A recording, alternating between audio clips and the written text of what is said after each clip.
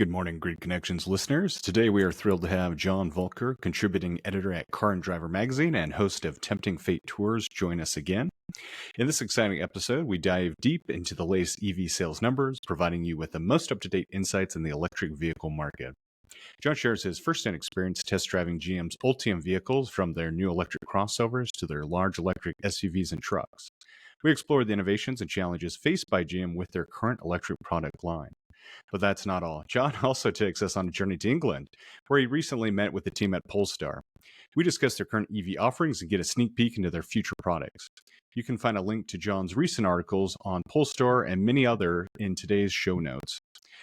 If you enjoyed this episode, we do have a small request. Please share it with at least one other person who might find it interesting as well, and don't forget to leave a positive review on our podcast page. Your support helps us bring more insightful content to you each week. With that, enjoy. I know there's been a lot of great topics since we talked last. It's been about 6 months. And you've done some travels to all sorts of different events. You've been testing new cars, among other things. So let's just kind of kick it off with, we might actually, I guess, be working backwards. But I know one of the things we wanted to talk about today was just the recent quarterly EV sales. Sure. We don't analyze sales month by month anymore because a lot of car makers have stopped issuing monthly sales. They do them quarterly. Made people like me very grumbly initially, but quarterly is not so bad, and in some ways you may get less noise level quarter to quarter. But EV sales continue to rise despite the headlines you may have read, and I am at this point reduced to quoting Barbie. Math class can be hard. A decline in the rate of sales growth is not a decline in sales. And Right. In fact, one of the big questions for analysts, we were at about 6% EVs out of the total market sold in 2022. We were at about 8% last year, 2023. Will we hit 10% this year, 2024? And I tend to think that one of the factors that we're not necessarily including when we look at the second half of this year is GM finally is starting to move significant numbers of Ultium vehicles. First, in Q2, really out of their factories into their dealers, although the sales numbers ticked up. But I think in Q3 and Q4, we'll see some significant sales from GM, just as they've sort of washed out the last significant numbers of Bolt EVs and EUVs. So I look forward to that.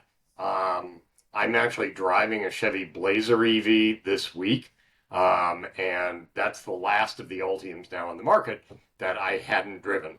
So Blazer EV, Silverado EV, most recently the Equinox EV, which I liked quite a lot, and then prior to that, the Cadillac Lyriq and the GMC Hummer EV in both of its body styles. So there will be more Ultium vehicles coming. They've already announced the Escalade IQ. Cadillac Celestiq, the ultra-luxury sedan for $300,000, isn't really a major sales mover, although it's a prestige car. But there will be others that GM hasn't announced. There's a Cadillac, for instance, the Vistiq, smaller. So all in all, I think if the rest of the market continues doing what it did in the first and second quarters, and you add GM to that, plus there's Honda Prologues made by GM and Acura ZDXs made by GM, then we should see some numbers. What happened in Q2 is that most of the folks who are not Tesla were up. Not all of them, and I won't go through the list. Tesla, however, being roughly 50% of the market in the US, if, as the saying goes, if they catch a cold, if they sneeze, the entire industry catches a cold. And Tesla, for the first time, was less than 50% of all the EVs sold in the US. Now, that's battery electrics, which is all Tesla makes, and plug-in hybrids. I have an article on plug-in hybrids coming out within the next week or 10 days. Watch for it. But I remain guardedly optimistic that 10% of the market is not an unreasonable thing for us to hope for. By what time? By the end of this year. End of this year, okay. No, I think that's a pretty realistic expectation. looking at it's funny you mentioned the thing about Tesla sales, because there were two things that I noticed. You're right that Tesla's sales brought down the overall market, but then coincidentally, I forget, not by a whole lot, but then ironically, because of the Cybertruck sales and the actual price of it, it caused the average EV price to go up just slightly, which is kind of a funny twist. But you're right. If you kind of take them out and you start looking at a lot of the domestic players especially, there's pretty positive growth signs. Yeah. With I think the Cybertruck is really one of the big unknowns for Tesla. Right. I was told, I have now met the owner of the first Tesla Cybertruck in Woodstock, New York, who told me that it was clear that everybody else was going to be driving these 5 years hence. It's so advanced that the Detroit truck makers have no idea what to do, can't keep up, and so on. And he expects there to be many dozens of them in Woodstock 3 or 5 years hence. That's one side of the equation. The other side of the equation is this a vehicle, once you get past Tesla's existing audience, the early adopters, and those people who really want to make a statement, driving what I have tended to describe as something that looks like a dystopian movie prop? Once you get past that set of people, are the truck users who buy hundreds of thousands of F-150s and Ram 1500s and Chevy Silverados going to adopt something like the Cybertruck, especially given its price points? Very much up in the air right now. I have my own thoughts, but I'm going to wait till the end of the year like everything else, and then we can sort out the pieces. Yeah, I completely agree. I think at the price point, there's definitely not going to be a strong room for it to scale beyond where it's at right now. But at the same time, it's supposed to come down. With the promised range. Right, right. I mean, actually, I will push back on that though. What's really interesting is I was kind of looking at this the other day, going through the specs, and yeah, the big thing was that the $80,000 one's supposed to have 500 miles, but the all-wheel drive one actually has more than they said. It was only going to have like 300. So I will say, obviously, that's what got everyone hyped up, was this 500-mile range one. So it was just really interesting to kind of look at, like, with inflation of these things since it's been announced. Like, it is a miss, but numbers wise, I was actually surprised how close it was than some people have been saying. It's still not one for one, but just a caveat. Yeah, it is not. I mean, it would have been the only pickup truck with 500 miles, right? It is not the only pickup truck, battery electric, that has 300 miles of range.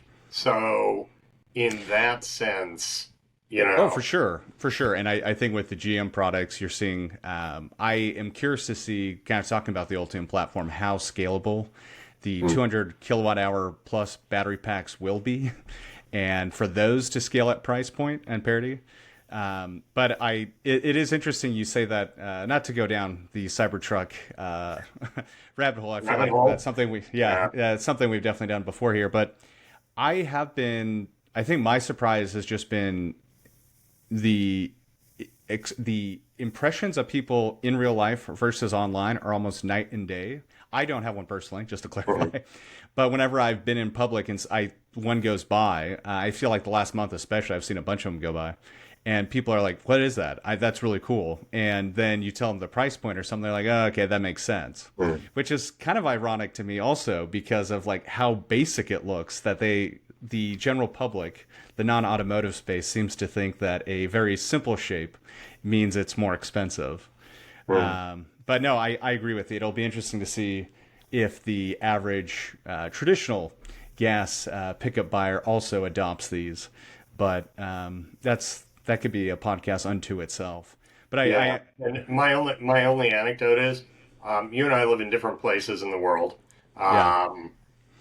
Possibly the folks that you run into who are repeatedly saying that's really cool are more forward looking. I have seen probably a 50-50 mix, and I did see one guy flip off a Cybertruck. Just standing on the sidewalk, saw it, and I won't do the gesture because you're recording, but you know what it looks like, and it was not a respectful, that's cool gesture. So, we'll see. No, and it is funny. Yeah, and I think one caveat also to say to that is it does seem to be a generational if someone is like under 40, there seems to be a much higher likelihood they think it's interesting. And I think you're 39, right, John? So you're kind of right just on the Bless you, my precipice there. child. Yeah, yeah. As a 35-year-old, I'm kind of on the precipice too of determining whether I like it or not. So I'm more But than twice as old as you are. yeah, I I let's change the subject. Yeah.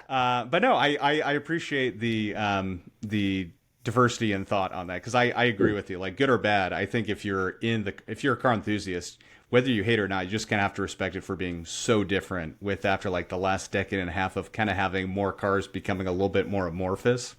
I don't know if that was the right direction. But at least I think it's what's kind of opened the door for like companies like Hyundai and others to do more kind of angular and edgier design, and maybe make something I'm that not is sure more I draw approachable. that cause Really? and effect. The question, I think, looking at automotive history is, in terms of something really different, you know, is this a striking design? I don't know, let's take the Chrysler 300 in 2006, which was Okay. that square, Yeah. gangster-looking sedan. No one had ever seen a sedan like that Yeah. before from an American maker, at least since the 60s. That was widely admired, I think, as a striking form that a lot of people looked at. Or is it the Pontiac Aztec? See, Which was not. not to keep this conversation going, I totally get the Aztec comparison. I almost think it's like more Lamborghini Countach. The Countach looks better, but it's like this absurd level of angular design that just doesn't Mm, look like it should work. mm. And maybe it doesn't. But Moving off Cybertruck. yes. No, let's go back to Ultium though, because I'm really All curious right. since you've driven Great. a lot more of those than I have around the actual. Let's start with the trucks, especially. Mhm. What has been kind of your experience talking about a truck that's got over at least 400 miles of range, but has these heavy battery packs, and they themselves are pretty heavy trucks, even by large truck standards. What has kind of been your experience with that product line? And I guess to ask the same thing, do you think that that is something that the traditional truck buyer is going to be open to? Or is it just inherently going to be still a huge hurdle for that market due to it being EVs and EVs are bad now? Um, there's a lot wrapped into that Yeah. question. Um, First thing, I continue to question GM's making what I think of as the avalanche, Yeah. which is to Yeah. say a single body with sail panels, four-door truck, essentially like the Chevy Avalanche from, Yeah. what was it, 2002 to 2011 or some Kind of some early period like. 2000s. Yeah. Yeah. And that was beloved by its owners, but the highest ever sales of the Avalanche in 1 year, if I remember correctly, was well under 100,000 Yeah. units. So it was not a substantial portion It had a of, strong following, but right. yeah, Didn't move yeah. the needle. So, and as Ford will point out frequently and often, is that their F-150 Lightning uses all the standard upfits that businesses have taken, created, or bought for their existing gasoline F-150s. And you can just drop those directly into an F-150 Lightning.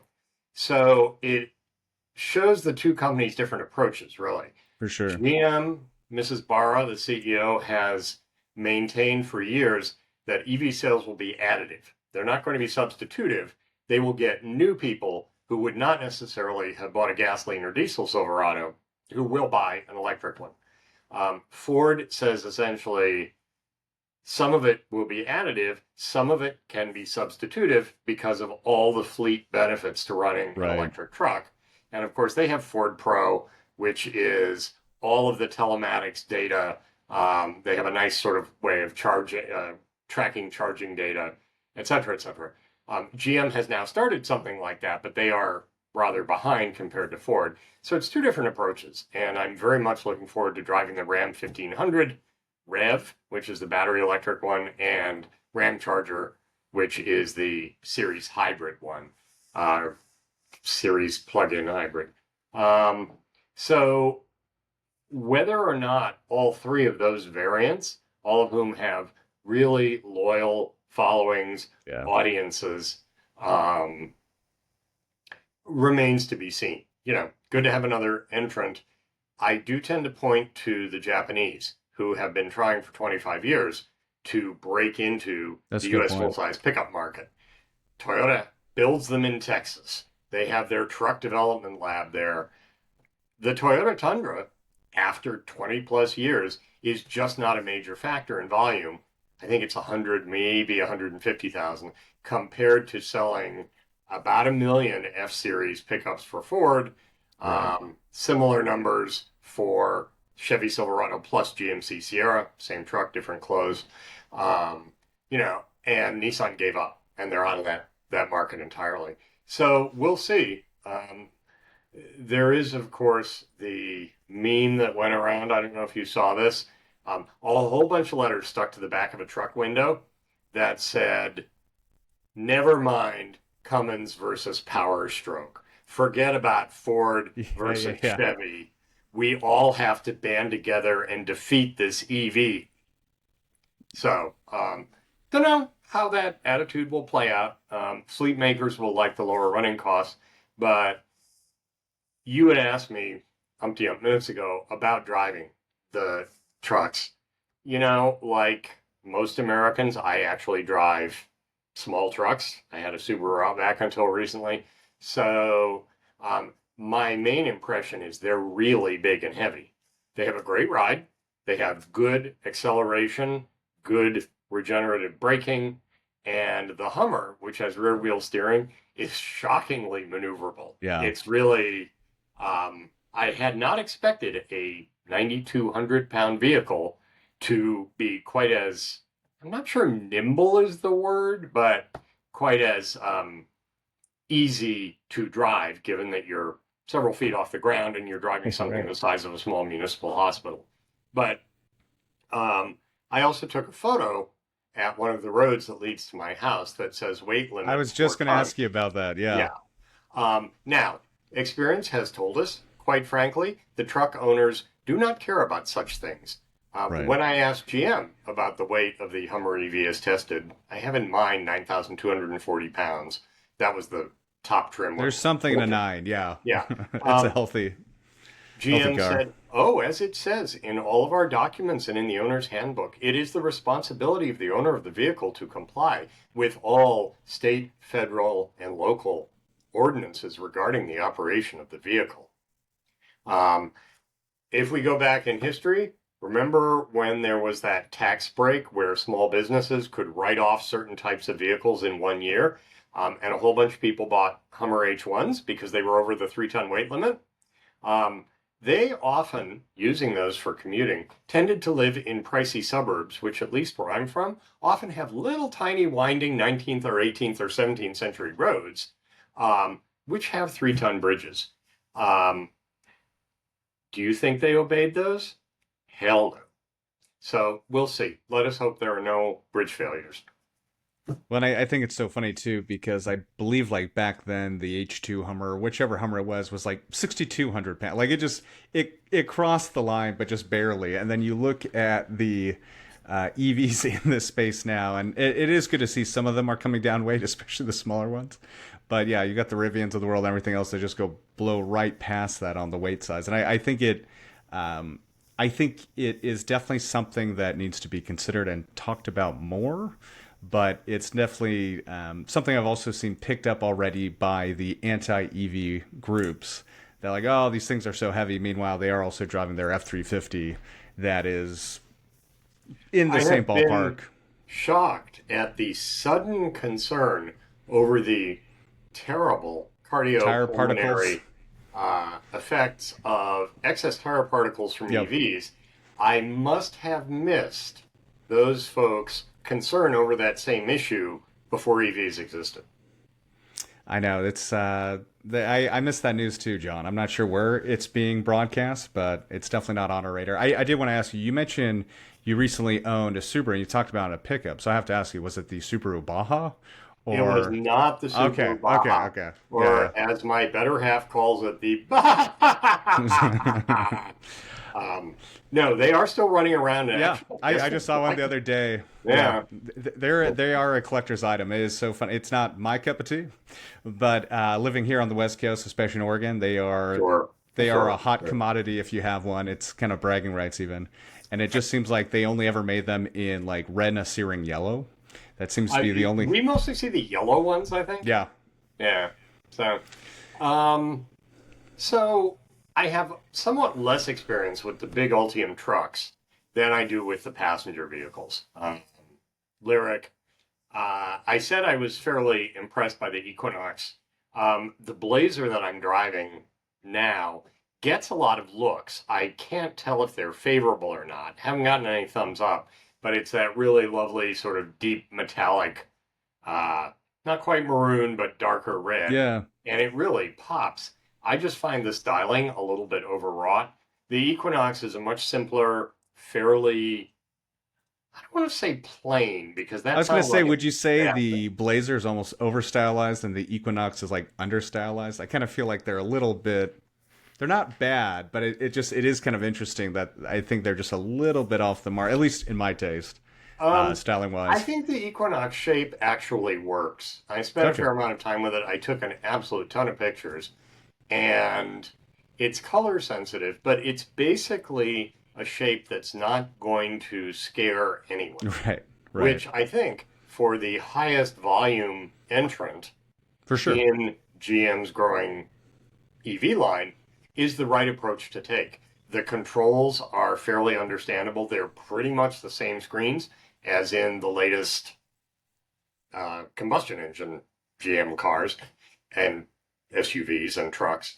And so, unlike the Model 3, which has gotten even less understandable if a newbie sits down the first time, and we expect the Model Y to go that route at some point. The Equinox is relatively understandable for someone fresh to get in it, figure out how to drive it. And I like the package. It's not light, but it's lighter than the Blazer EV. Yeah, Still has a lot of room inside. I can sit behind myself. It's pushing the upper limits of the compact SUV designation, but yeah, everything has right. bracket crept. I mean, it's probably the size of a Toyota Highlander 20 years ago, but the Toyota Highlander 20 years ago would be tiny today. So, Exactly. yeah. I know one of the concerns or reviews of it has just been overall good, and then kind of where it fell apart was around the charging. I was just curious if there was anything, or if in your experience you'd seen that too. Um, So it seemed to charge well over 100 kilowatts. I didn't get a chance to charge it personally. Somebody Gotcha. else who did said he was in the 138, 145 range. Um, it was never realistic to expect that the Blazer EV and all the rest were going to have 800-volt charging. Um, GM's take is that given the range of charges at which people start, some people are like, oh my God, 50% battery, I need to charge immediately. You're Yeah. not going to get the benefit of 800-volt charging if you're charging from 50 to 80%. You're just, 1 or Right. 2 minutes maybe. Right. When I charged the Blazer yesterday, I saw a consistent 154 kilowatts. I started with 24%, I think. Yeah. Gotcha. And, it took, what did it take? It took probably 12, 15 minutes. I'd have to look at the screen to get to the point where I was well over half. I had comfortable range, and there was no reason to sit there and Keep pay going. 64 cents a kilowatt hour any Oh more than I wow. needed to. But, Whoa. uh, Where but was that at? yeah. So I think the challenge Yeah. comes, and this is really something that no automakers have dealt with because they don't have to. The challenge comes not with the first buyer of these new EVs, Right. because 4 out of 5, I've said this before, I think I said this last time, 4 out of Probably. 5 households that have the income to Yeah. be able to buy a new car of any sort at an average price of $48,000 have dedicated off-street parking. Only 1 in 5 really don't have a place to charge, whether they street park or whether they're a really expensive condo or whatever it may be. So those people will find their ways to charging at home overnight and or at work. So the automakers are kind of, that's how our data says people will charge. It's just that they don't have car makers sell new cars. They don't have to care about the used car market, which is 2.5 times as large. It's a much harder problem for the used car market. Yeah, it kind of reminds me of I recently went to a dealership to help with kind of an education thing, and it was very interesting approaching them on both and talking to them about not just the new used car sales of EVs, but I'm sorry, selling new EVs, but then also how to price it against like a used EV, and then the idea of the $4,000 credit that a lot of people would qualify for it just gets to a point, unfortunately, where it just seems like they don't want to deal with it. It makes it too complicated in the sale. But you're totally right. I think that is a market that's really under, I guess, talked about and kind of built for the right support to get people who may be interested or even have a lifestyle that would work for an EV and don't fully appreciate that or understand that. And it's just the resources when you go to buy a car definitely do not incentivize that kind of conversation, unfortunately. It seems like to me, at least right now. Yeah. The folks who think most about this are the ones who are involved in questions of charging equity, Yeah. and making public EV charging available to those households that are not necessarily wealthy suburban or urban households that can buy new cars. But how do you make it possible for lower income families, people who are much more likely to live in multiple dwellings, to Right. own an EV practically? And, a single public charging station 8 blocks away is probably not that. So these are tougher questions. Used EV prices they plummeted at one point. They seem to be returning, and there's a lot of variation depending on what the car's range is. We now see a lot of used Tesla Model 3s, so that's a range over 200 miles. Used Nissan Leafs that started out at 76 miles or 115 miles or whatever and have battery degradation, that's an entirely different piece of the market, and justifiably, many, many people simply won't consider them. Well, and I think it's really interesting too. The price point that a lot of those are like you can easily get one for like $6,000, and if it kind of goes back to exactly what you're talking about, if you have 2 or 3 cars and you just need a round town vehicle and you have that luxury, why not? It makes a lot of sense.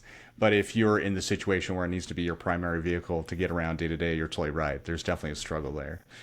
And I think there is data that shows that lower income households put more miles on their vehicles than do higher income households.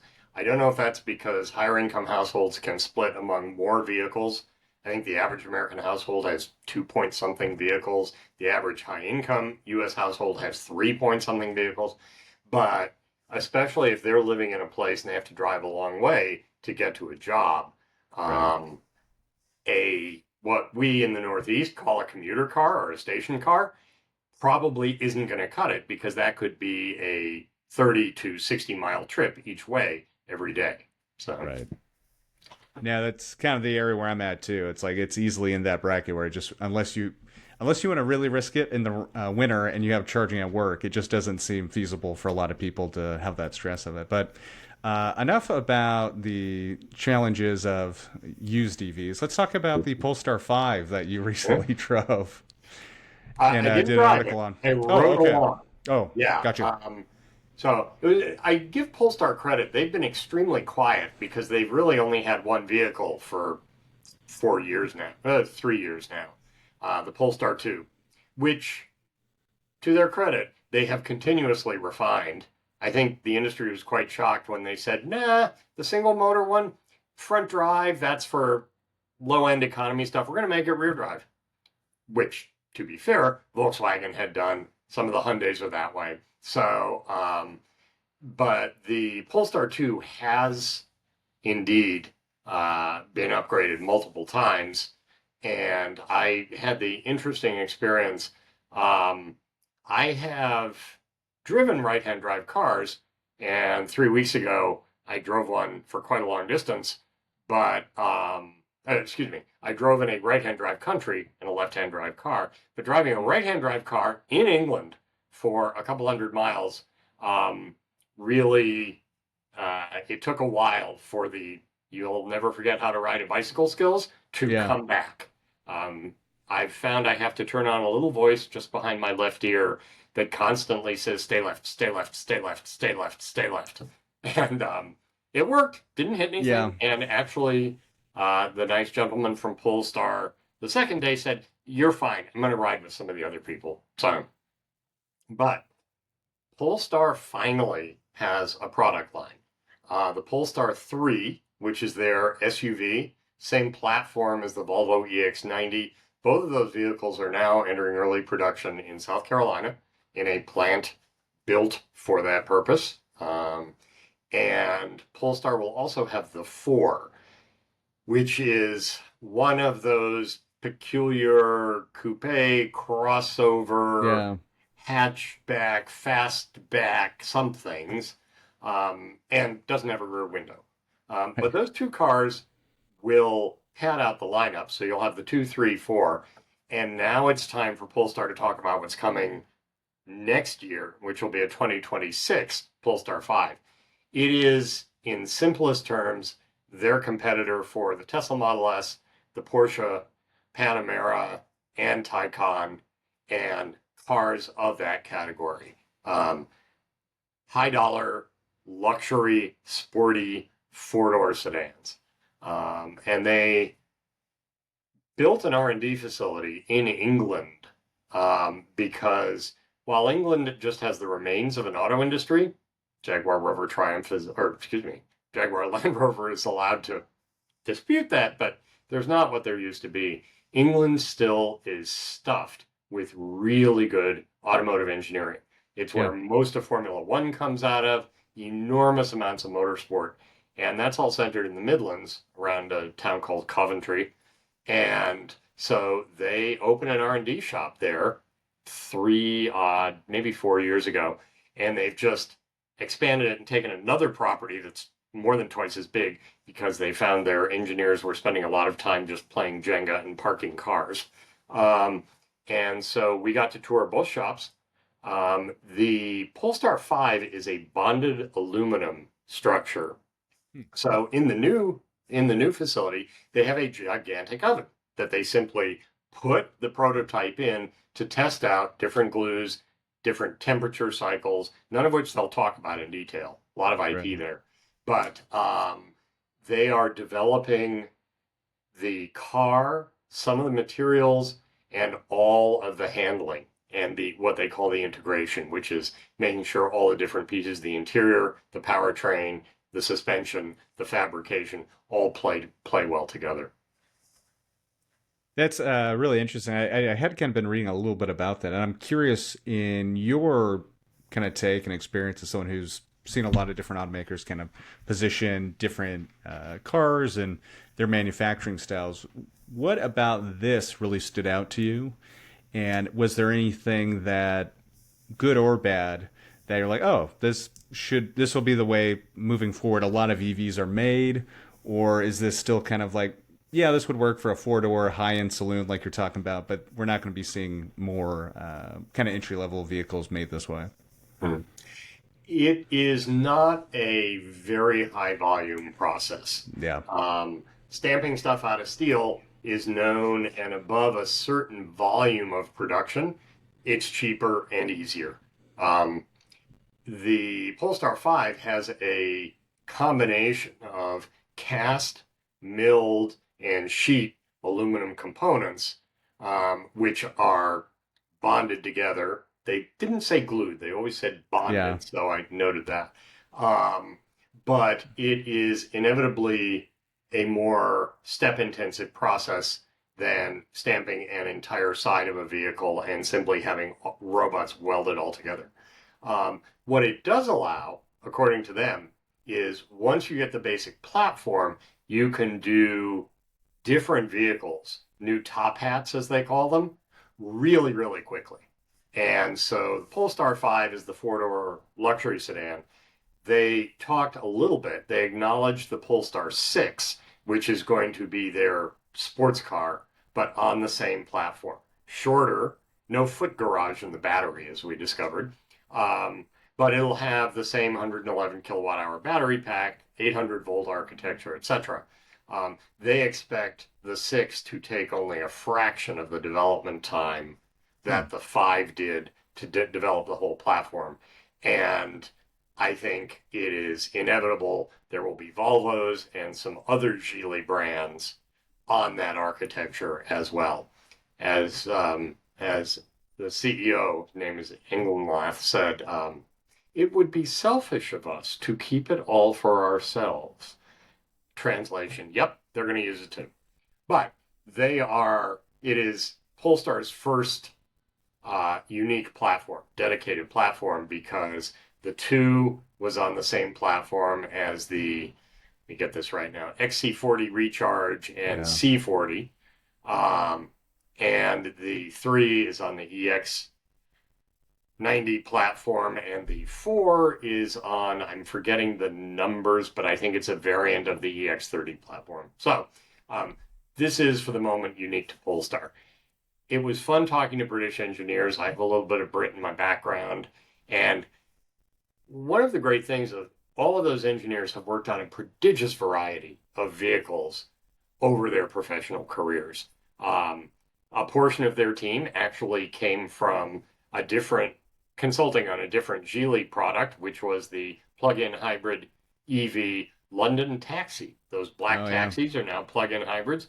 You couldn't get more different than that and the Polestar 5, but some of the underlying technology, including aluminum bonding, same stuff. So, and the London Taxi by nature is a fairly low volume one. So I discovered that one of the engineers, as a very young man, had worked on suspension tuning for my very own Isuzu Impulse from 1991. Who knew? It's a car that, I can show it to auto industry people or other auto journalists. Even a lot of them don't really know what it is because Isuzu stopped making cars 32 years ago. And he grinned and he said, "Oh, I spent a lot of time on that car at Fujisawa." So that was a nice little connection.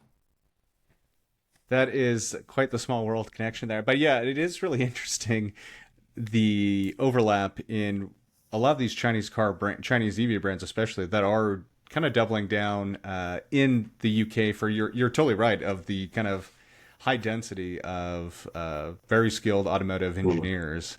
And some of that being from kind of racing and Formula One, that I think not only is it platform building at scale, but it's also trying to kind of get out a lot of the weight that have plagued some of the traditional EVs.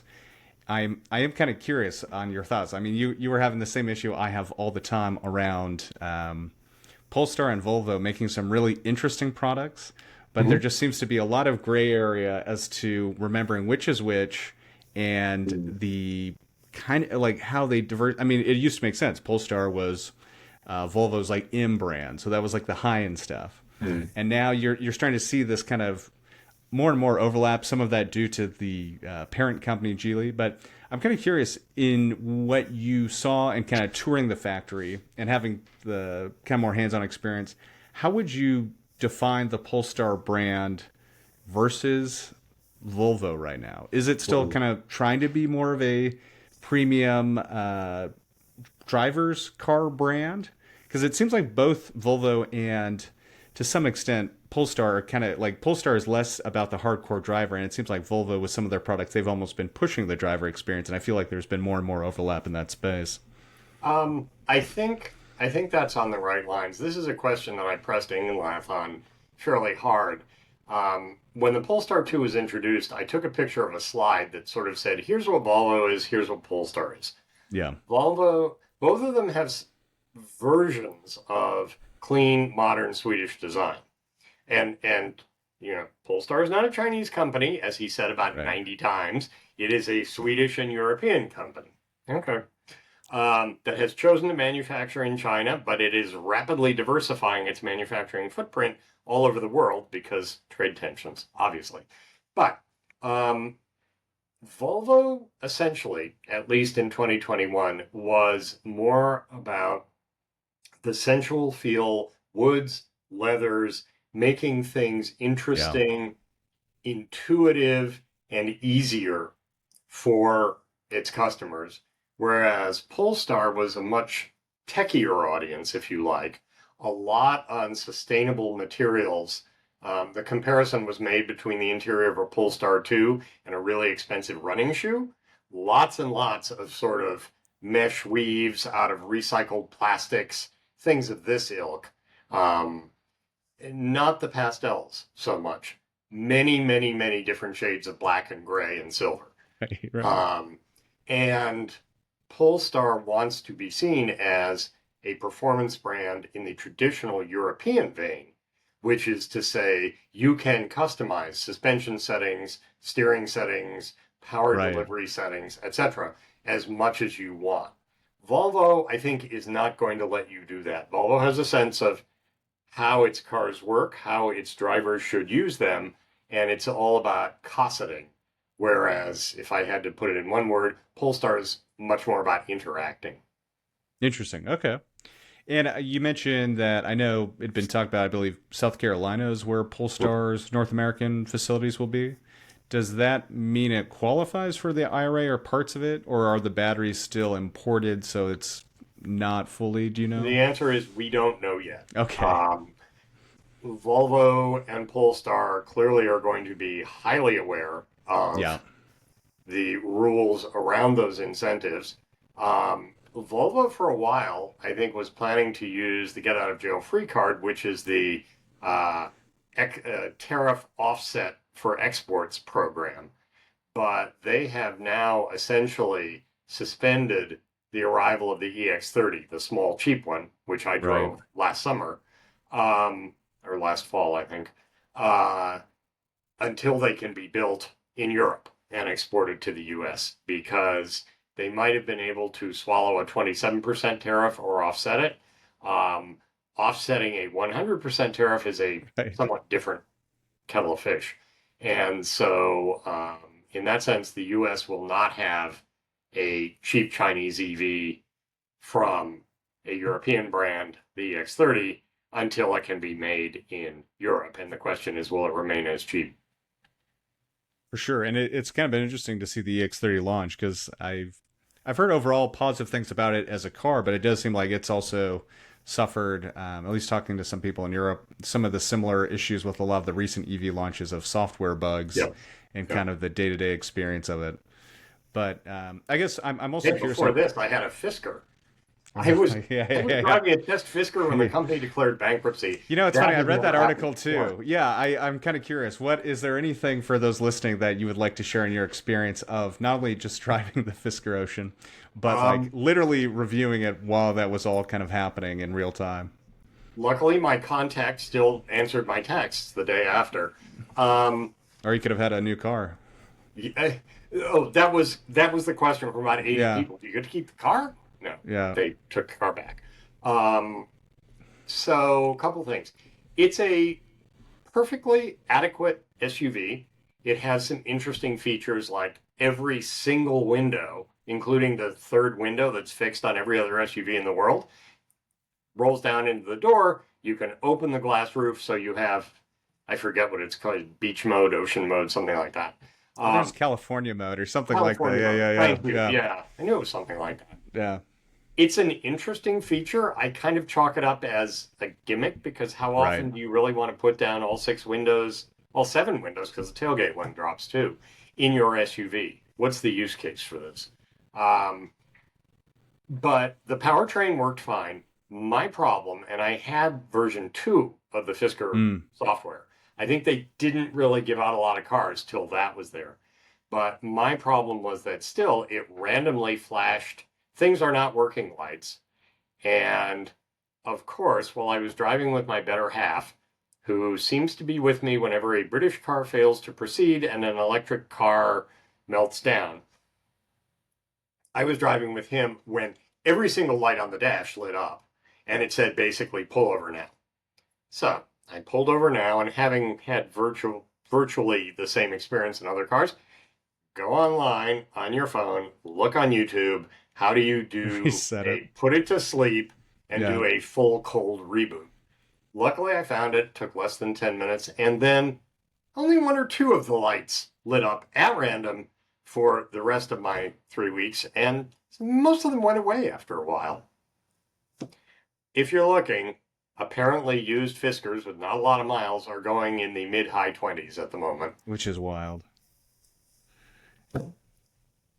Which is, I believe, the price they were saying they were going to originally launch at, and then it kind of came up to 60s, 70s, and unfortunately, And then they slashed the price. They cut 40% out of the price. So, yeah.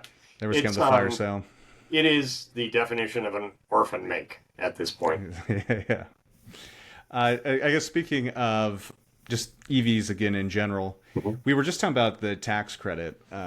What, in your experience, or what kind of are your thoughts on, is that really helping to move the needle, or is it kind of overcomplicated? Because it really does seem, I haven't been checking it too closely the last few months, but it seems like the main company that's probably getting it right now still is Tesla, due to, I think, some Mach-E's or some of the Ford products maybe are getting a little bit more.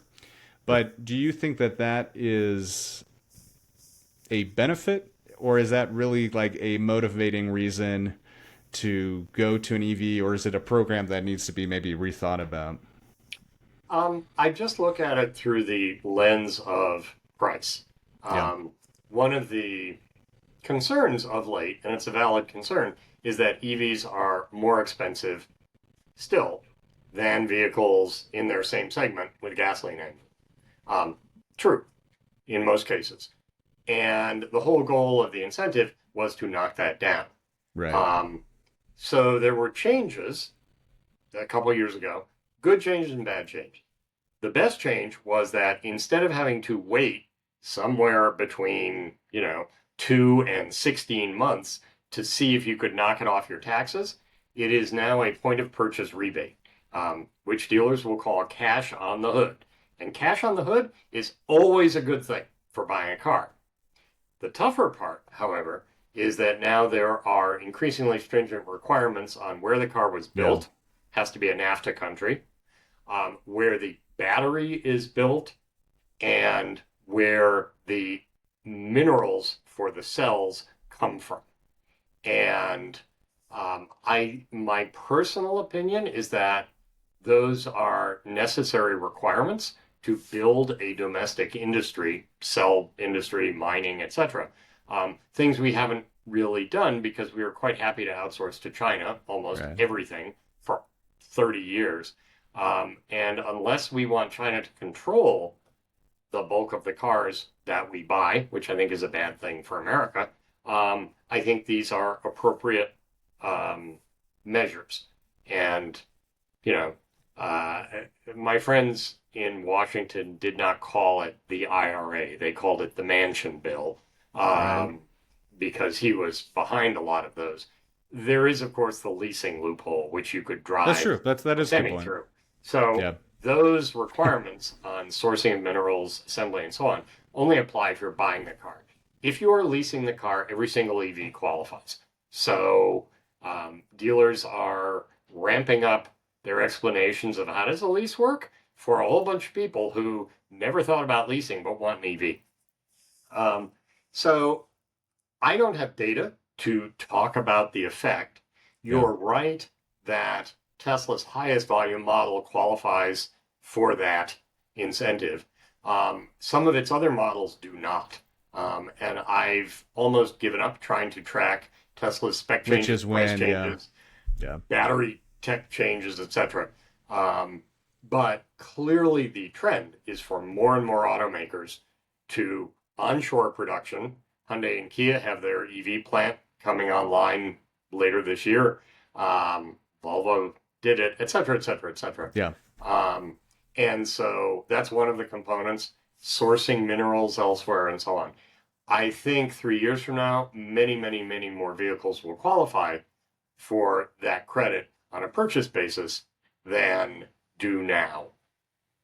Yeah, it's interesting you mentioned that. And one, I just want to say that was a very articulate and well said breakdown of its not only evolution of where it stands today. So if there is anyone listening that didn't know the details, I'm sure they know all of it now. But yeah, I know a lot of EV advocates were actually really annoyed, as you say, by the Manchin bill or kind of the additions to it. I thought that was personally a good thing. I think it kind of gave more value to give that sort of discount in addition to it being a EV.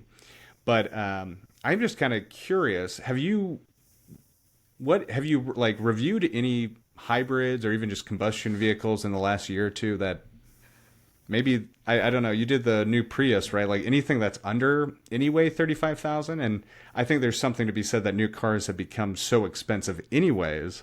But when you look at the delta between most new cars and EVs, especially now with like the Equinox and some others really coming on the market right now, like you look at a lot of the new prices, even with the without the tax credit, and EVs are already kind of cheaper. And so I think that's where it's been just kind of interesting to see.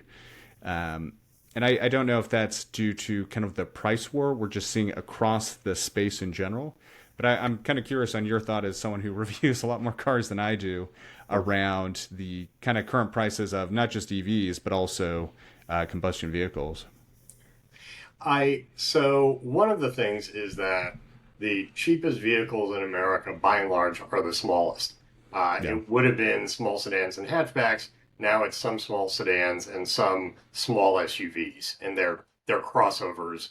A lot of them, a few of them, you can't even get all-wheel drive, which for me is the defining utility benefit. Right. But those vehicles don't have direct straight across equivalents in the EV world yet. You're really moving up a segment to the larger compact crossovers where the Equinox comes in along with some Hyundai Kia entries. And I suppose the Mustang Mach-E sort of in there as well. But the bulk of the EVs available today are luxury or premium or mid-sized or full-size. My standard lecture on this is that traditionally, new technology in automotive vehicles comes in at the top of the market in either luxury or performance because it's really expensive. And then over time, auto engineers are extremely good at making it smaller, more reliable, more compact, less expensive. And over time, it filters down. Tesla understood that. They started with the Roadster, which was six figures. Then they came in with the Model S, which was 75 grand. Now they have the Model 3 and Model Y. I continue to be disappointed that they do not appear to be pursuing the $25,000 Tesla anymore, but we'll see. And I've learned not to make too many predictions about Tesla.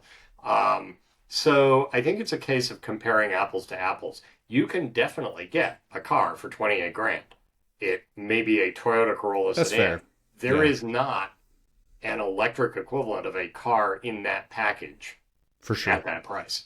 For sure. I forget where the Ioniq 6 starts, but that's really more of a Camry competitor Yeah. than a Corolla competitor. And I like you said, it's so hard to keep track of where Tesla stuff is now. And I just know like one of their long range Model 3s now is 35 because of Yeah. the tax credit magic and all that stuff. So it has just been really interesting to see. And I do agree with you. Like a lot of the entry EV sedans are more like a decent entry premium because you kind of have that added benefit of it being electric. It's just quieter vehicle. It's kind of these other kind of tech features that would be traditionally reserved for a higher priced combustion vehicle. I do want to realize. I realize we're kind of coming on the end of our time, John. I don't want to be too selfish because I feel like I can always catch up with you and talk about this stuff for so long. But I really want to talk about what you're doing with the Tempting Fate tours on YouTube and some of that, and try and squeeze that in. I apologize we didn't give it more time, but I've really enjoyed the videos you're doing. And so for Thank anyone you. listening, please just kind of share a little overview, and then I would love to talk with you about it as much as we can before you have to go here. We got about 10 minutes. So Tempting Fate Tours grew out of me and a friend in New Hampshire having really bad cabin fever after pandemic lockdown. And it was one of those late night emails with a really stupid subject line that said something about awesome Sterling trip, a Sterling being a badly built British rendition of the Acura Legend. Suffice it to say, we wanted to take a Sterling from Portland to Radwood, the show in Austin, and then we doubled down and bought two of them. And we filmed the process somewhere in New Mexico. We discovered Radwood had been postponed for 4 weeks, but we ended up making it to Radwood. People seemed to like the videos. We had fun doing goofy car trips, and so it has sort of spun out from there. The latest one is clearly our most ambitious one. I found my first genuine barn find, a Morris Minor Traveler, which is a genuine woody wagon that had sat in a garage in West LA since 1968. Seriously, that was the last tag, had not moved. That's crazy. Tom decided to buy that one, and I have a 1949 very slow, very Art Deco Morris Minor with 27 horsepower. Condensing down a very long story that's still slowly rolling out, Tom got the Traveler running, and we are taking both of those cars overseas to a drive event in Holland, which has the great advantage that it's flat and is not very high speed, because these are two really, really slow cars. And we're in the process of rolling those videos out. There's some explanation. Surprisingly, what really seemed to take off was the one on my 49 Minor. I guess a 1949 car with 19,000 miles that has this really sort of late 30s Art Deco styling hit a nerve. But there's lots more to come in that adventure. We also ran the Lemons Rally last fall. That was great. In a Riley 1.5, which most people have never heard of. My friend Scott's MGB. We actually won a prize. Our evil plan worked. But you can find us at Tempting Fate Tours. That's Tempting Fate Tours on YouTube. And subscribe. We love subscribers. We love comments. We do actually answer all our comments, but check it out. This is fun because it's so unlike what I do professionally with electric vehicles. I went from driving a 1949 Morris Minor in England on the left of the road to driving a 2024 Polestar 2, and you would be hard pressed to get too much more different than those vehicles. You're not even sure they're vehicles. Like, it's like, is this comparing it to a steam engine versus? And I have to admit, I get a sick satisfaction out of watching your videos because our daily is an electric vehicle, but then what our weekend vehicle is, and I don't know if we talked about this, but it's a 1987 Land Rover Defender 90. Oh my! All right, you're already contaminated. Got it. Yeah, so I mean, it's like, oh yeah, I mean, look at what John's driving right now. This thing is so unreliable compared to a Land Rover. I don't know what. And then the speeds, I'm just like, oh, he's in the double digits. This 140 horsepower we have just seems overpowering. But no, it's the always top always end of a Landy of that vintage. Well, no one's really known. It just keeps going. You just never have enough road to get to that top speed is the issue.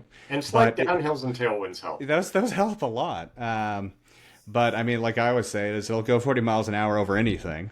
Yep. It just takes a while to get there sometimes. But yeah, and anyone listening, the links to the Tempting Fate Tours will be in the show notes today, along with John's recent articles on the Polestar 5 and more. But John, I just want to say thanks again for coming on, and need to have you on again soon. I think we could probably do double the time, and I appreciate it. I just have another event, but no worries at all. Good talk, my pleasure, and always. More to come. The nice thing is I'll have more to talk about until the end of my so-called career in the EV world, and it's nice to see it playing out after 15 years where there are cars. I get a lot of questions. I stop to charge, and people ask me questions. And how long does it take to charge? Oh, I'm going to spend 15 minutes. Oh, I could never do that. It's like, okay, so you're going to go pee and you're going to go buy salty snack foods. Then you're going to play with your phone. How long did you take? And you just got to sort of connect the dots for people. So that's what I view my job as doing. You too, in your own arena. So thanks. And until next time. Thank you, John. Talk soon. Take care.